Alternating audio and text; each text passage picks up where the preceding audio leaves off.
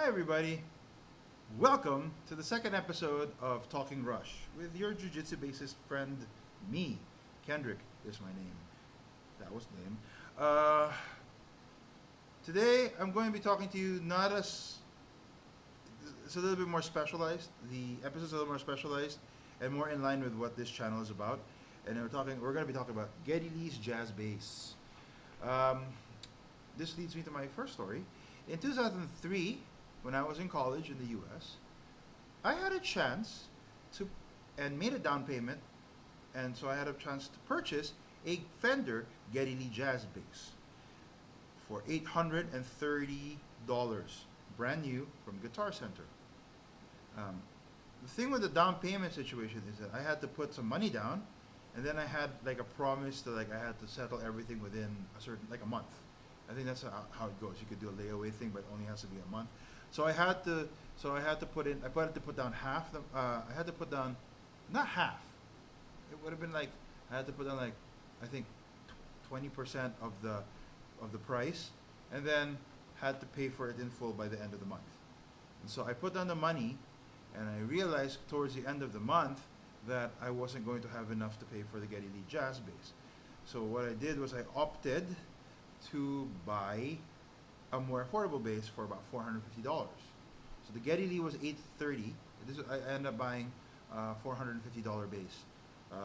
This story is doesn't it's not all doom and gloom for this story, because that $450 bass that I bought ended up being my very first 5-string bass.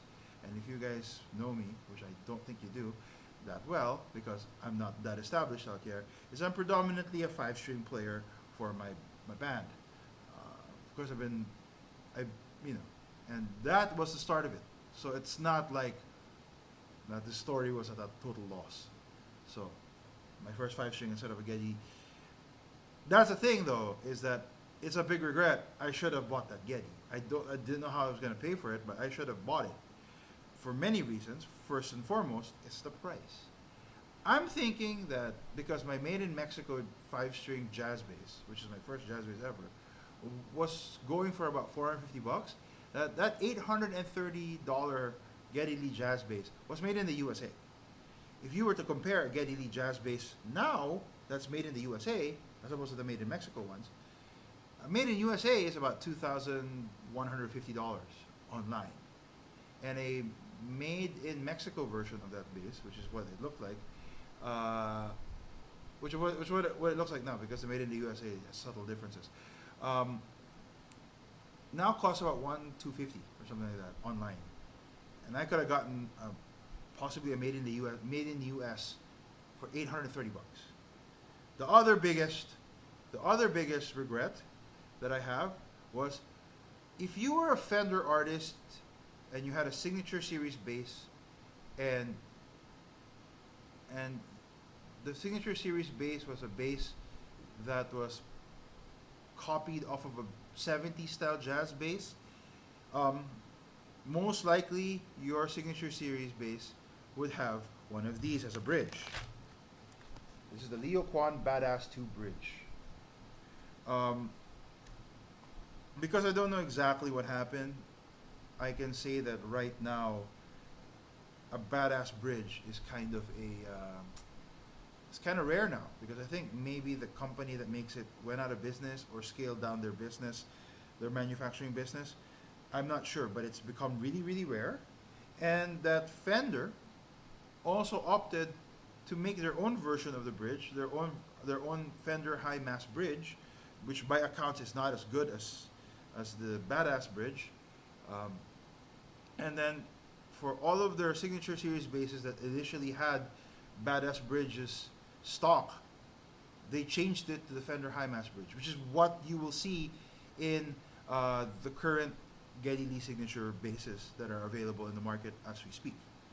So I miss out on the original badass bridge. From what I understand, Geddy Lee doesn't actually use his own signature series basses that are made brand new.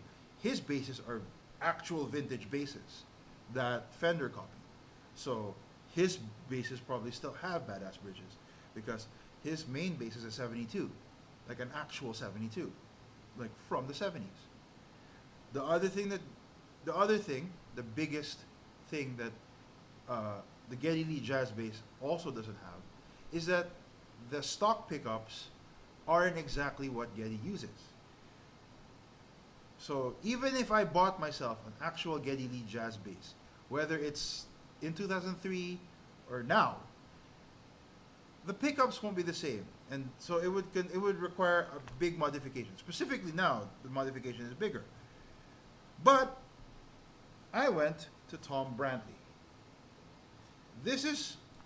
Tom Brantley is the man who made Geddy Lee's actual pickups, and he makes a Geddy Lee spec pickup that he sells on his website.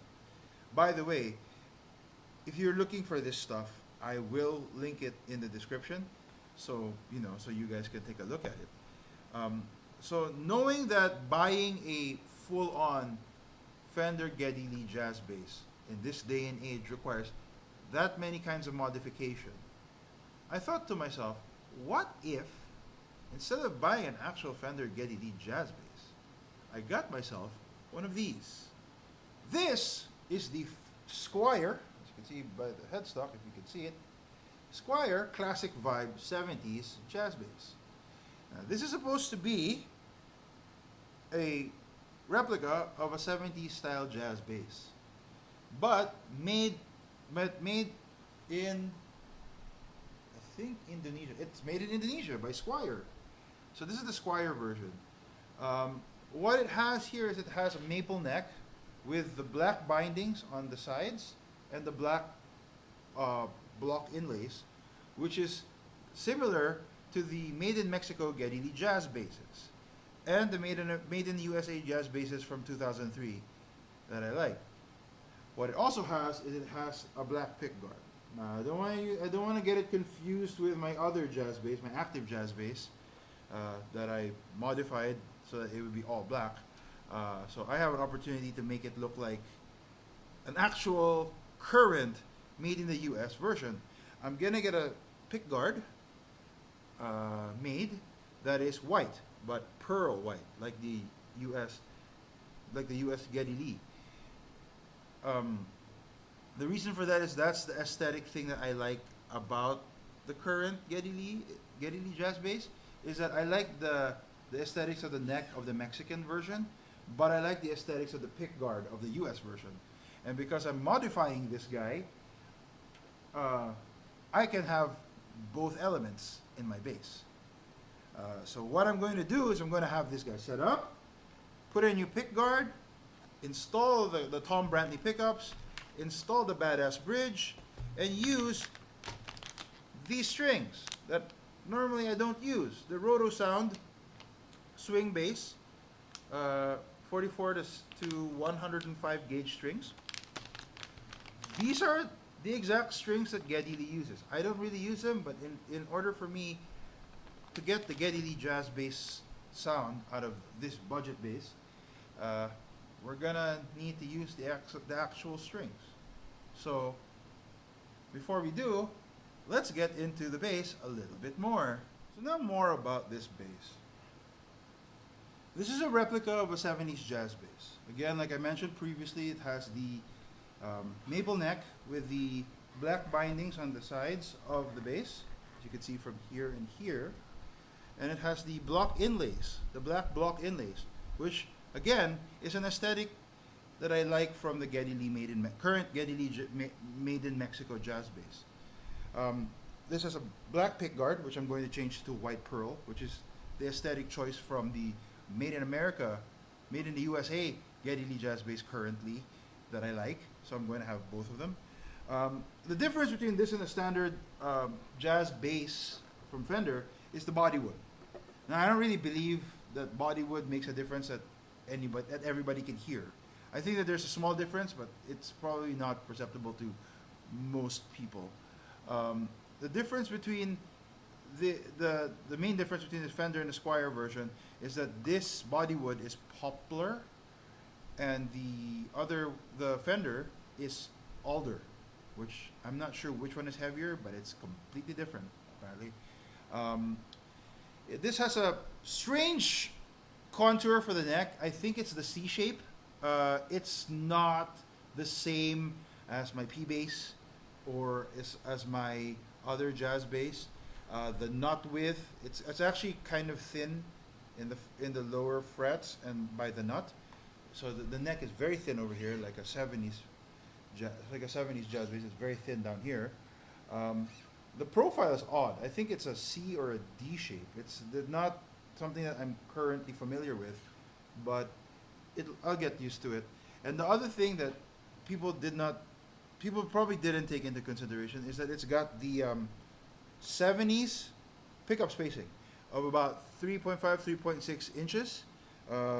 After the 70s, Fender moved their bridge pickup a little closer.